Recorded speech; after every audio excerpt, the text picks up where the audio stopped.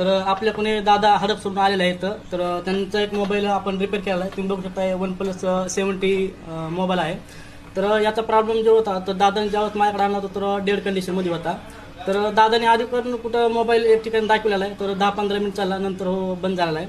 तर ह्याच्यामध्ये मी जे काम केलेलं आहे CPU आणि रॅमचं काम केलेलं आहे, तो काम केल्यानंतर हा मोबाईल तुम्ही बघू शकता की पूर्णपणे डाटा वगैरे सगळं पूर्ण आलेलं आहे कस्टमरचं लॉक सहित. तर दादा काय म्हणते ते आपण दादाचं म्हणणं ऐकूया एकदा.